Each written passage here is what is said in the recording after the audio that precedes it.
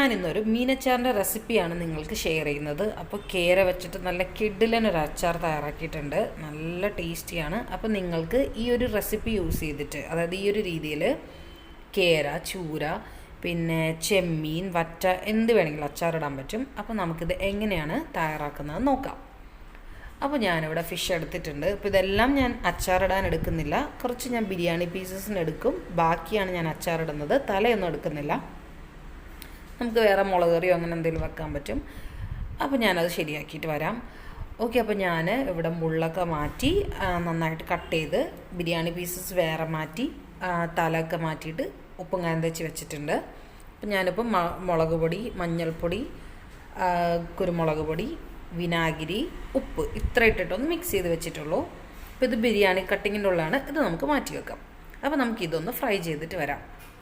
അപ്പോൾ ഞാനിവിടെ ഓയിൽ എടുത്തിട്ടുണ്ട്. നിങ്ങൾക്ക് വെളിച്ചെണ്ണയാണെങ്കിലും യൂസ് ചെയ്യാം. അധികം നാളിരിക്കില്ല വെളിച്ചെണ്ണ യൂസ് ചെയ്താൽ, പക്ഷെ ഓയിലാണ് കുറച്ചുകൂടി ബെറ്റർ.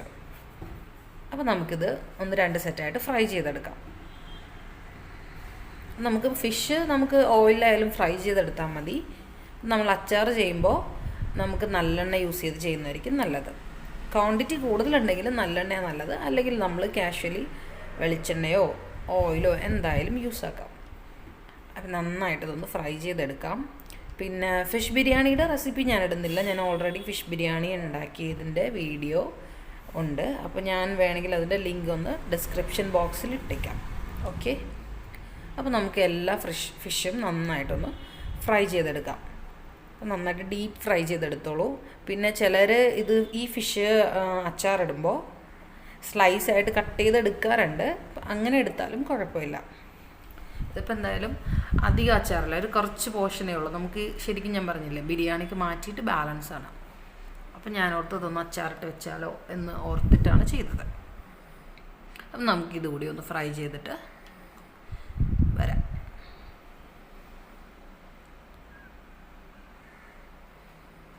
നമുക്ക് ജലാംശമൊന്നും പാടില്ല കേട്ടോ. ഞാൻ ഇപ്പോൾ ഉപ്പുങ്കായം തേച്ച് വെച്ചെങ്കിൽ ഒരു 1/2 an hour വെച്ചത്. അപ്പോൾ അത് കഴിഞ്ഞിട്ട് നല്ല ഡീപ്പ് ഫ്രൈ ആണ് എടുത്തത്. അപ്പോൾ എല്ലാം ഫ്രൈ ചെയ്ത് കഴിഞ്ഞിട്ടുണ്ട്. ഇനി നമുക്ക് അച്ചാറിൻ്റെ പ്രോസസ്സിലേക്ക് കടക്കാം. അപ്പോൾ ഞാനിവിടെ ഒരു പാൻ വെച്ചിട്ടുണ്ട്. അതിലേക്ക് ആവശ്യത്തിനുള്ള നല്ലെണ്ണ ഒഴിക്കാം.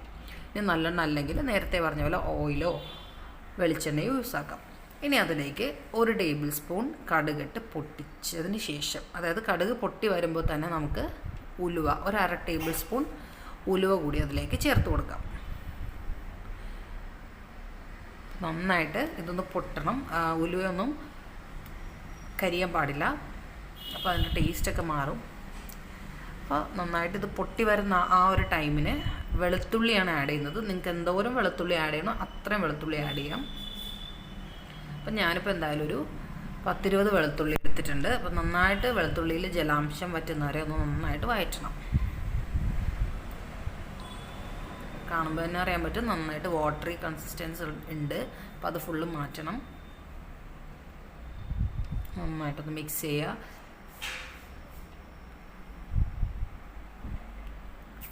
ഓക്കെ, അപ്പോൾ നന്നായിട്ട് വെളുത്തുള്ളി വെള്ളമൊക്കെ വറ്റിയിട്ടുണ്ട്.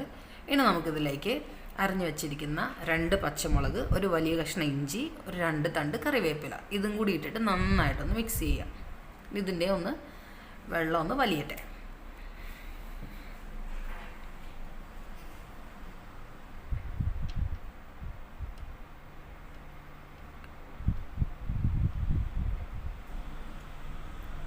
ഇപ്പം ഇതുകൂടി നന്നായിട്ട് വെള്ളമൊക്കെ വലിഞ്ഞു വരുന്ന ആ ടൈമിന് നമുക്കിതിലേക്ക് ആവശ്യത്തിനുള്ള പൊടികൾ ആഡ് ചെയ്യാം.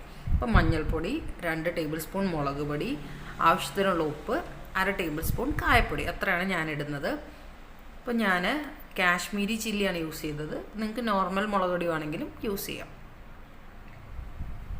അപ്പോൾ ഇതെല്ലാം നമ്മൾ ഇടുമ്പോൾ ഏറ്റവും ലോ ഫ്ലെയിമിൽ ഇടണം. ഇനി നമുക്കിതിലേക്ക് ഫ്രൈ ചെയ്ത് വെച്ച ഫിഷ് അങ്ങോട്ട് ഇട്ട് കൊടുക്കാം. നന്നായിട്ട് ഇതൊന്ന് മിക്സ് ചെയ്തെടുക്കുക. നമ്മുടെ അച്ചാറിൻ്റെ പ്രോസസ്സൊക്കെ ഏകദേശം തീരണ ലാസ്റ്റ് സ്റ്റേജ് ആയിട്ടുണ്ട്. പിന്നെ ഇതിലേക്ക് നന്നായിട്ട് മിക്സായി വരുമല്ലോ. ഇപ്പോൾ നമ്മളൊരു 5 minutes വരെ വെയിറ്റ് ആക്കുക. എന്നിട്ട് നന്നായിട്ട് മിക്സായി വരുമ്പോൾ തീ ഓഫ് ചെയ്തിട്ട് ആവശ്യത്തിനുള്ള വിനാഗിരി അത് ഒഴിച്ചു കൊടുക്കുക. ഇനി നിങ്ങൾക്ക് ഉപ്പ് പോരാന്ന് തോന്നണമെങ്കിൽ കുറച്ചുകൂടി ഉപ്പ് ആഡ് ചെയ്യാം. നോക്കിയിട്ട് ഉപ്പ് ആഡ് ചെയ്യുക. ഓക്കെ, ഞാൻ തീ ഓഫ് ചെയ്തിട്ടുണ്ട്. ഇനിയാണ് വിനാഗിരി ആഡ് ചെയ്യേണ്ടത്.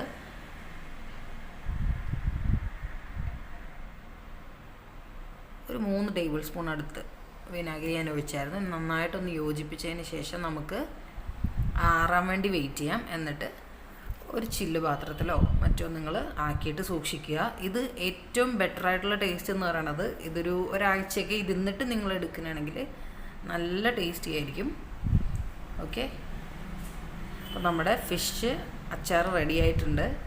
അപ്പോൾ എല്ലാവരും ഈ മീൻ അച്ചാറിൻ്റെ റെസിപ്പി ട്രൈ ചെയ്ത് നോക്കണം. നല്ല ടേസ്റ്റിയാണ്. അപ്പോൾ മറ്റൊരു റെസിപ്പിയായിട്ട് വരുന്നത് വരെ ബായ്.